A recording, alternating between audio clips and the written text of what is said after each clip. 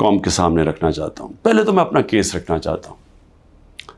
اب یہ ہو کیا رہا ہے؟ 12 مئی سے ہم یہ جو جج دلاور ہے اس کے خلاف ہم نے کہا ہوا ہے کہ ہمیں اسے انصاف نہیں ملے گا.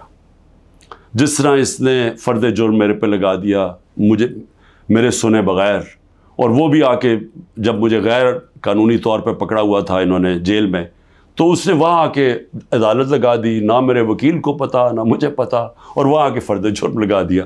تو ہمیں تب سے پتہ چل گیا کہ یہاں انصاف نہیں ہمیں ملے گا. ہم نے اپلیکیشن فائل کی اسلام آباد ہائی کورٹ میں کہ ہمیں ہمارا ٹرانسفر کیا جائے, ہم کسی اور جج کے سامنے کیس لگایا جائے, یہ ہمارا حق ہے.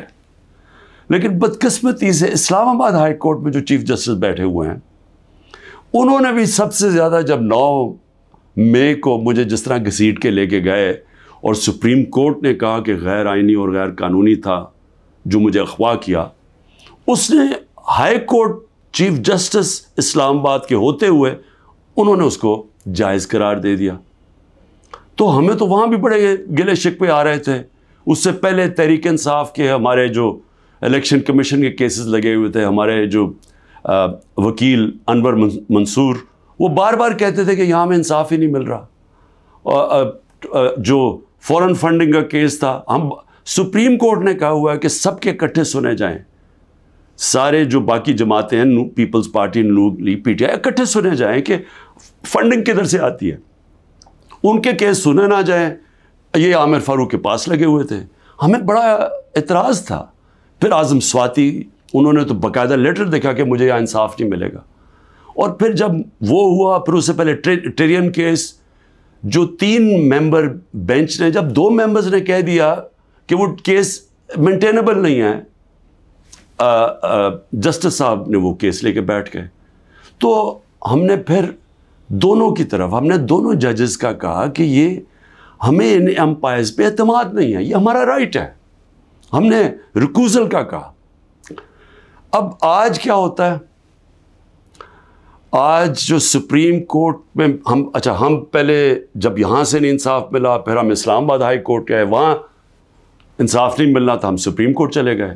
سپریم کورٹ نے کہا کہ جو ہماری پٹیشنز لگی ہوئی ہیں ہائی کورٹ میں وہ سب اکٹھی سنی جائیں. اب آج اکٹھی سنی نہیں گئی پٹیشنز. جو ہماری پٹیشن تھی ٹرانسفر کی, ہماری ریکوزل کی, ہم نے کہا کہ جسٹس عامر کو ہماری نہیں سننی چاہیے ہماری پٹیشنز, وہ بھی ڈسمس ہو گئی, وہ اگنور ہو گئی. جو ہم نے گواہ کا کہا ہوا تھا کہ ہمیں گواہ کا تو موقع دیں کہ ہم فیئر ٹرائل, اور اب تو میں خیر وکیل ہی بن گیا ہوں کہ آرٹیکل کا آئین کا 10A کہتا ہے فیئر ٹرائل کے اندر ہمیں موقع ملنا چاہیے کہ ہم اپنے گواہ پیش کریں. اور وہ گواہ ڈال دیے آگے, اور کل انہوں نے کہہ دیا کہ ہمایوں دلاور ہماری فائنل آرگیومنٹ سن سکے. اب ہماری فائنل آرگیومنٹ وکیل کیسے کرے جب ہمارے گواہی نہیں پیش ہوا ہے؟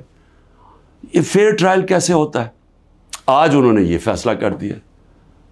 تو نہ وہ ٹرانسفر کیا ہمایوں, نہ اس کا سنا ہمایوں کا دلاور کا کہ ہمیں ٹرانسفر چاہیے وہاں سے, نہ انہوں نے سپریم کورٹ جس نے کہا کہ سب اکٹھی پٹیشن سنی جائے, نہ انہوں نے وہ سنا.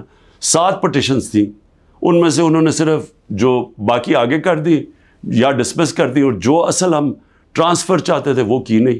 اور یہ بھی نہیں اسے باؤنڈ کیا کل دلاور کو, کہ جج دلاور کو, کہ وہ تب تک فیصلہ نہیں کر سکتے, آرگیومنٹس پوری نہیں سن سکتے جب تک ہمارے گواہ پیش نہ ہوں. اب وہ کل کے اوپر پھر ڈال دیے.